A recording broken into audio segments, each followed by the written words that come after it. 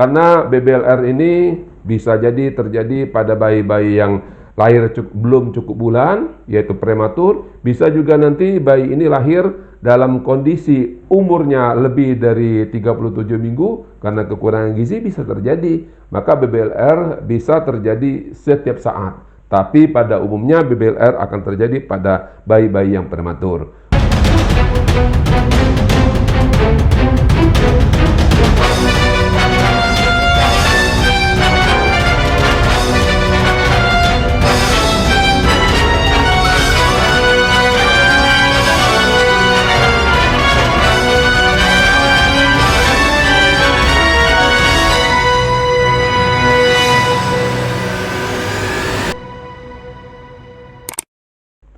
Assalamualaikum warahmatullahi wabarakatuh. Jumpa lagi kita di channel Nizar Mepit, channel wujudkan keluarga tanpa stunting. Sahabatku, ayah bunda, di awal tahun 2026 ini saya doakan mudah-mudahan ayah bunda semua yang baru menemukan channel ini, saya doakan mudah-mudahan sehat walafiat, diberi kemudahan kelancaran dalam melaksanakan aktivitas sehari-hari, tentunya rezeki yang barokah, dan keluarganya keluarga yang tenang, tentram, damai dan harmonis, keluarga sakinah mawaddah warahmah, dan pada akhirnya keluarga tanpa anak stunting. Sahabatku ya bunda, pagi hari ini kita akan membahas tentang bagaimana perawatan bayi dengan BBLR.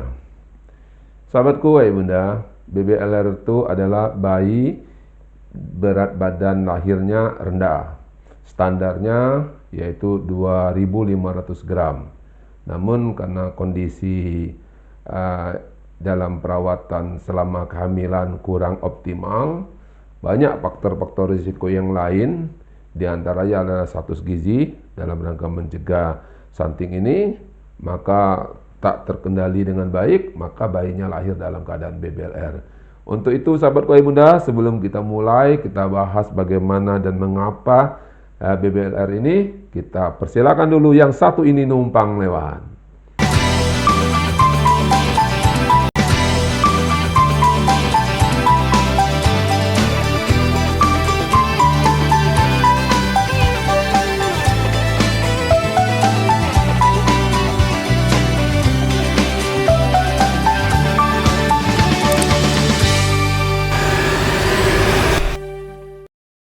Sahabatku ayah bunda, WHO melaporkan hampir 15 juta per tahun kelahiran bayi dengan BBLR. BBLR ini kata WHO berdasarkan hasil penelitiannya merupakan risiko besar sekali yang menyebabkan kematian pada bayi. Di Indonesia ya bunda dilaporkan angka BBLR ini dari angka kematian seluruh bayi itu sebesar 35,15% adalah BBLR yang menyumbang angka kematian. Dari angka kehidupan BBLR itu hanya 15,5% yang masih hidup, dan menurut hasil laporan di Indonesia berbeda-beda antara 6 hingga 10% kondisi BBLR yang masih hidup. Jadi sangat rendah sekali sahabatku. Oleh karena itu konten ini sangat penting sekali kita mensosialisasikan kepada seluruh masyarakat kita baik di Indonesia maupun di luar negeri, bagaimana cara kita merawat BBLR ini sehingga bayi BBLR ini harapan hidupnya lebih baik dan bisa sebagaimana hidupnya kita pada umumnya. Oleh karena itu ayah bunda, berdasarkan penelitian-penelitian, BBLR ini di samping dia mengancam kematian yang sangat sedemikian, dalam kehidupan juga dia sangat terancam juga dengan kejadian stunting ayah bunda. Oleh karena itu saya merasa perlu mengangkat topik ini agar ayah bunda kita semua mampu memberikan perawatan pada BBLR ini yang optimal, perawatan yang layak sehingga bayi BBLR ini dapat hidup dengan lebih optimal. Pertama sahabatku ayah bunda, yang harus dijaga prinsip dalam perawatan BBLR ini kita menjaga suhu tubuhnya. Jadi suhu tubuh bayi dengan BBLR ini harus kita jaga, dan berdasarkan hasil penelitian melaporkan bahwa dengan metode Kanguru Mother Care, yaitu metode kanguru, di mana antara si pengasuh, ayah atau bunda dengan bayi yang BBLR itu terjadi kontak fisik. Jadi bayinya ditidurkan di depan dada, dia tengkurap, palanya miring ke kiri atau miring ke kanan sehingga dia lebih cepat untuk mencari susunya, puting ibu. Itu harus dirapatkan sehingga sentuhan kulit antara pengasuh ibunda dengan si bayi itu dapat terjalin dengan baik, karena bayi merasa iklim kulitnya itu sama dengan iklim di rahim. Itu yang harus kita perhatikan. Metode ini adalah menjaga suhu tubuh bayi tetap terjamin. Oleh karena itu bayinya kita harus menggunakan popok, topi, dan kaos kaki. Nah, yang lainnya itu harus ketersentuhan kulit kita dengan kulit bayinya. Lalu diikat atau diikat dengan kain panjang seperti pegendong dengan rap sehingga bayinya merasa nyaman.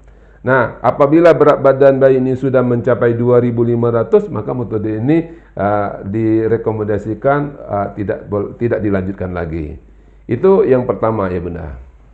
Yang kedua ya Bunda, kita harus tetap menjaga nutrisi yang baik, nutrisi seimbang. Karena bayi BBLR ini kita harapkan dia harus menyusu kepada ibunya. Susunya itu lebih sering dan lebih acap kali sahabat bayi Bunda. Kalau menurut ketentuan dari IDAI yaitu antara 8 hingga 12 kali dia dalam sehari semalam, atau antara 2 hingga 3 jam. Jadi begitu pentingnya bayi untuk makan, meskipun dia tidak nangis, meskipun dia tidak rewel, tetap 2 jam kita beri susu, 2 jam kita asihkan, 2 jam kita asihkan. Sehingga berat badannya dapat termonitor. Setiap hari berat badan bayi dengan BBLR itu yang normal akan meningkat sekitar 15 hingga 20 gram sahabat bayi Bunda. Ini yang harus kita pegang, harus kita jadi pedoman. Sehingga pertumbuhan perkembangan bayi ini dengan gizi yang seimbang dapat kita terkendali dengan baik. Yang ketiga, kita harus jaga supaya terhindar dari infeksi. Artinya ya Bunda, pengasuh penting sekali menerapkan PHBS, yaitu badannya harus bersih, apalagi kita penyentuhan kulit bayi dengan kulit pengasuh. Jadi benar-benar kulit kita harus bersih dan tidak boleh terkontaminasi dengan keringat, kotor yang lain-lain. Memang kita harus bersih sahabat bayi Bunda. Memang rumit merawat bayi yang BBLR, memang demikian, karena risiko kematian lebih tinggi sahabat bayi Bunda. Artinya kunci penting kita melaksanakan PHBS, kulit kita, tangan kita harus bersih dari kotoran, bersih dari beberapa kontaminasi sehingga bayi kita benar-benar terlindung dari hal-hal dunia luar. Yang kedua yang harus diperhatikan juga yaitu kita batasi tamu sahabatku Bunda. Maksudnya dengan membatasi tamu itu supaya bayi itu jangan terlalu banyak dicium. Kalau mau cium itu memang harus dicuci dulu idealnya, tapi kan tak mungkin mau cuci muka mau cium. Nah, jadi makanya kita harus menghindari jangan batasi kontak penciuman bayi kita dengan masyarakat, dengan yang lain, para pengunjung atau kolega-kolega kita yang datang mengunjungi rumah kita untuk melihat kabar baik dengan kelahiran bayi itu. Yang ketiga yang menjadi perhatian kita dalam PHBS ini, ayah bunda harus tetap menjaga kontak mata. Jadi mata bayi dengan kita harus kontak terus sehingga kontak ini dapat menjaga pertumbuhan perkembangan bayi kita. Lalu kontak fisik harus benar-benar terjaga sehingga suhunya dapat terjadi dengan suhu yang stabil dan tidak mengalami permasalahan-permasalahan di dalam kedinginan. Jadi yang keempat adalah memberikan vaksinasi. Memberi vaksinasi ini sesuai dengan jadwal yang telah ditentukan, baik ditentukan dalam prosedur kegiatan-kegiatan ditetapkan oleh Kementerian Kesehatan, di dalam hal ini kan teman-teman Puskesmas. Bisa kita kontak Puskesmas sehingga kita tidak ke posyandu, teman-teman Puskesmas datang ke rumah bisa juga, atau kita vaksinasi melalui dokter anak. Kalau di rumah sakit otomatis divaksinasi. Dan yang terakhir dalam menjaga PHBS ini adalah kebersihan. Tetap menjaga kebersihan ini menjadi hal yang penting sekali dalam menjaga, memberikan perawatan pada BBLR ini. Lalu tip yang keempat, sahabatku dan bunda, kita pantau pertumbuhan perkembangan anak kita. Pertumbuhan dalam hal ini yang dipantau melalui berat badan, karena BBLR ini lahirnya berat badan kurang dari 250, kurang dari 2.500. Artinya dalam perawatan ini bagaimana kita dalam waktu dekat secepatnya berat badan bayi kita harus mencapai 2.500. Artinya kita harus monitor berat badannya. Nah, tadi di awal dijelaskan dengan memberikan ASI setiap 2 atau 3 jam sekali tanpa ada indikasi yang lain, memang kita harus istiqomah memberikannya itu, maka berat badannya akan bertambah sekitar 15 hingga 20 gram per hari bertambah. Artinya dalam waktu 3 bulan kalau berat badannya sudah mencapai 2.500, nah metode Kangaroo Mother Care ini dapat kita hentikan, kita stopkan. Jadi bayi kita ikut dengan perawatan atau pola asuh yang dilakukan sebagaimana bayi-bayi yang normal. Dan langkah atau tip yang selanjutnya, tip yang kelima, yaitu kita mencegah komplikasi. Nah, di sini sahabat Ibu Bunda penting sekali kita harus menjaga tanda-tanda komplikasi yang terjadi. Pada bayi BBLR biasa komplikasi ini terjadi beberapa hal. Pertama mungkin dari gangguan usus. Oleh karena itu jangan sembarang kita beri anak kita BBLR ini dengan makanan yang lain selain dengan ASI. Sehingga gangguan ususnya tidak akan terjadi. Kalau terjadi gangguan usus seperti mencret atau muntah-muntah itu jadi masalah. Oleh karena itu maka kita harus berhati-hati memberikan makanan susu tadi. Kalau seandainya memberikan susu ibu dan daya isap bayi kita itu sangat lemah, maka kita harus menggunakan sendok atau pipet. Nah, kita menggunakan bahan-bahan lain itu tadi harus dalam keadaan steril, memang bersih-bersih benar.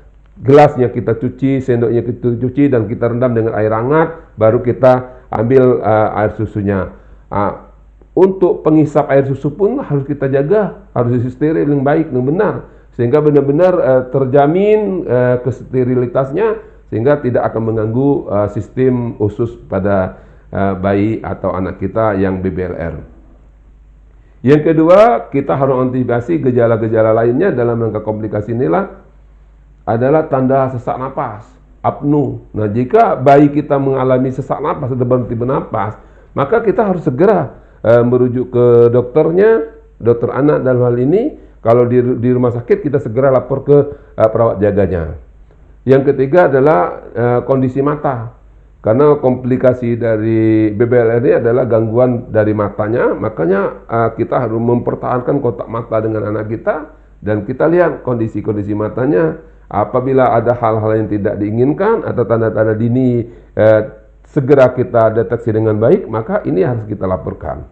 Dan selanjutnya kondisi hipoglikemi. Hipoglikemi ini mungkin baik kita malam kedinginan atau kekurangan dari waktu kita memberikan makanan pada bayi kita. Oleh karena itu hal-hal ini harus menjadi perhatian.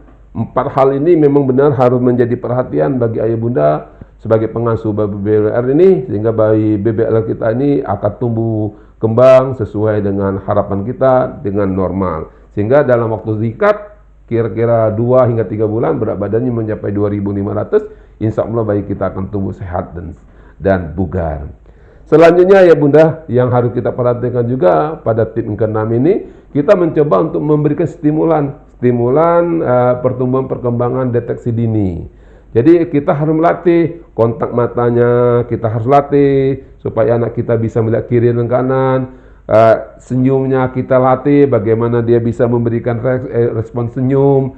Kita komunikasi dengan baik, lemah lembut, dengan kasih sayang, sentuhan kulit kita dengan baik, dan ini meningkatkan hubungan ikatan emosional, batin, psikologis seorang pengasuh dengan bayi akan lebih terjalin dengan baik, sehingga pertumbuhan perkembangan anak kita rangsang dengan lemah lembut, dengan rangsang dengan baik-baik. Insya Allah pertumbuhan ini akan memacu pertumbuhan perkembangannya dengan baik dan benar.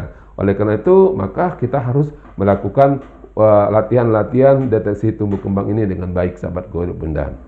Lalu yang terakhir bunda, apabila kita menemukan tanda-tanda yang membahayakan, segera rujuk ke rumah sakit atau segera konsultasi ke dokter anak yang merawati bayi kita.